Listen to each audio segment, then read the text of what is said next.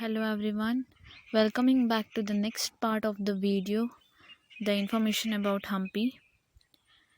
Enshrined to 14th century CE, Emperor Ashoka's rock edicts in Nittur and Udegolan, both in Ballari district, 269 to 232 BCE, suggest this region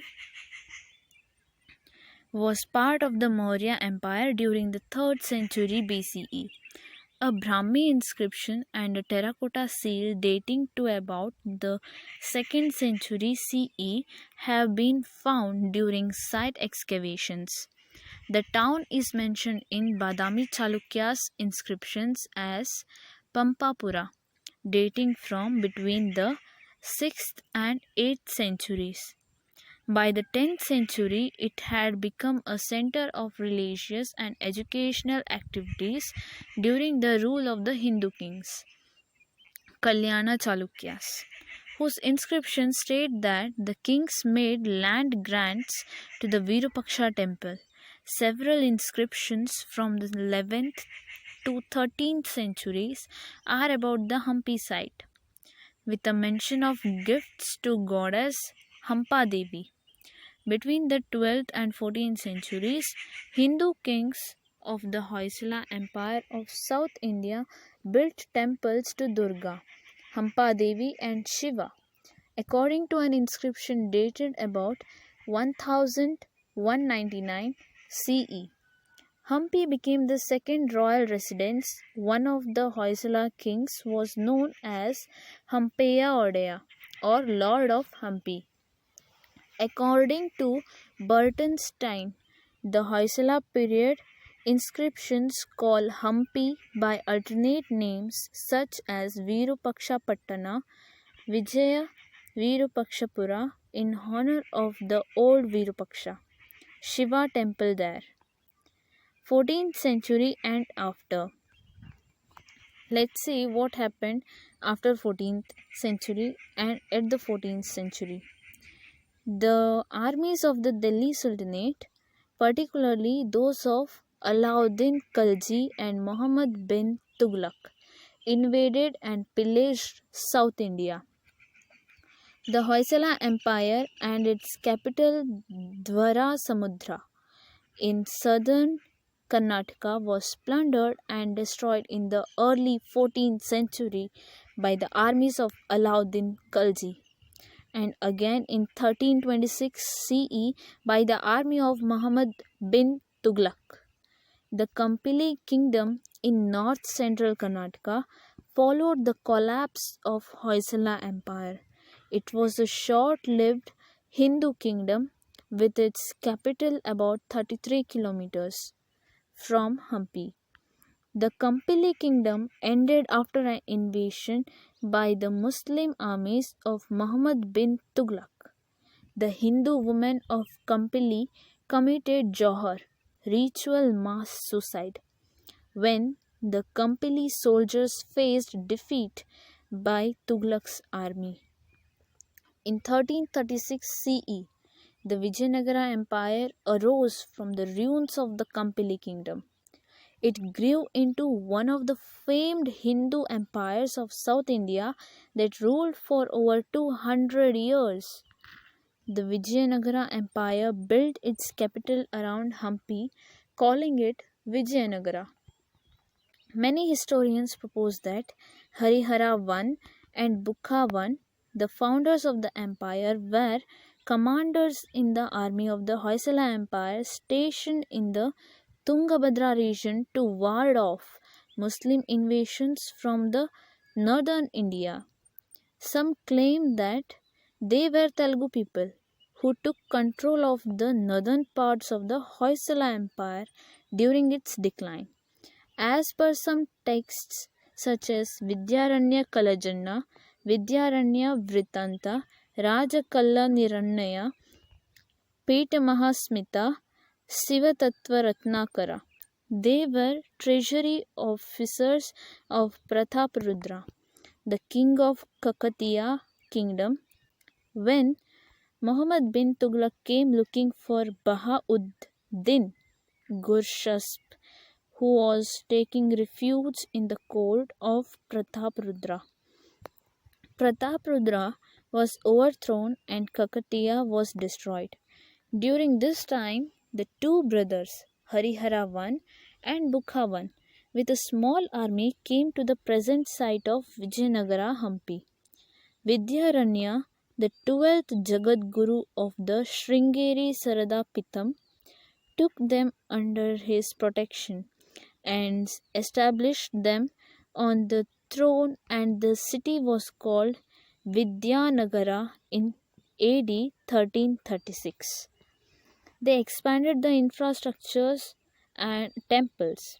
According to Nicholas Geyer and other scholars, by 1500 CE, Hampi Vijayanagara was the world's second largest medieval era city after Beijing, and probably India's richest.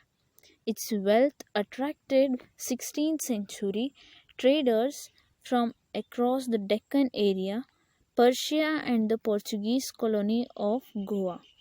The Vijayanagara rulers fostered developments in intellectual pursuits and the arts, maintained a strong military, and fought many wars with sultanates to its north and east.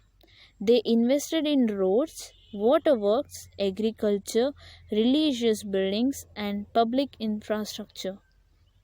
This included states, UNESCO, forts, riverside features, royal and sacred complexes, temples, shrines, pillared halls, mandapas, halls for people to sit, memorial structures, gateways, checkposts, tables, water structures, and more. The site was multi-religious and multi-ethnic. It included Hindu and Jain monuments next to each other. The buildings predominantly followed South Indian Hindu arts and architecture dating to the Aihole Patadakal styles. But the Hampi builders also used elements of Indian architecture in the Lotus Mahal, the public bath, and the elephant stables. According to historical memoirs left by Portuguese and Persian traders to Hampi, the city was metropolitan proportions. They called it one of the most beautiful cities. While prosperous and in infrastructure, the Muslim-Hindu wars between Muslim sultanates and Vijayanagara Empire continued. In 1565, at the Battle of Talikota, a coalition of Muslim sultanates entered into a war with the Vijayanagara Empire. They captured and beheaded the king Aliya Ramaraya, followed by a massive destruction of the infrastructure fabric of Hampi and the metropolitan Vijayanagara. The city was pillaged, looted, and burnt for 6 months after the war, then abandoned as ruins, which are now called the group of monuments at Hampi. So next we go to the archaeological site. Peoples who like architecture must visit this place. How beautifully it has been architectured. Hampi and its nearby region remained a contested and fought over region claimed by the local chiefs, the Hyderabad Muslim Nizams, the Maratha Hindu kings, and Hyder Ali and his son Tippu Sultan of Mysore through the 18th century. In 1799, Tippu Sultan was defeated and killed when the British forces and Wadiyar dynasty aligned. The region then came under British influence. The ruins of Hampi were surveyed in 1800 by Scottish Colonel Colin Mackenzie, first Surveyor General of India. Mackenzie wrote that the Hampi site was abandoned and only wildlife lived there. The 19th century speculative articles by historians who followed Mackenzie blamed the 18th century armies of Hyder Ali and the Marathas for the damage to the Hampi monuments. The Hampi site remained largely ignored until the mid 19th century when Alexander Greenlaw visited and photographed the site in 1856. He created an archive of 60 calotype photographs of temples and royal structures that were standing in 1856. These photographs were held in a private collection in the United Kingdom and in a and were not published until 1980. They are the most valuable source of the mid 19th century. State of Hampi monuments to scholars. A translation of the memoirs written by Abdul Razak, a Persian envoy in the court of Devraya II, 1424 to 1446, published in the early 1880s, described some monuments of the abandoned site. This translation for the first time uses Arabic terms such as Zenana to describe some of the Hampi monuments. Some of these terms became the names thereafter. Alexander Ria, an officer of the Archaeological Survey Department of the Madras Presidency within British India, published his survey of the site in 1885. Robert Sewell published his scholarly treatise A Forgotten Empire in 1900, bringing Hampi to the widespread attention of scholars. The growing interest led Ria and his successor Longhurst to clear and repair the Hampi group of monuments. The site is significant historically and archaeologically for the Vijayanagara period and before. The Archaeological Survey of India continues to conduct excavations in the area. Thank you for watching. Please do subscribe for the more information about such historical places or such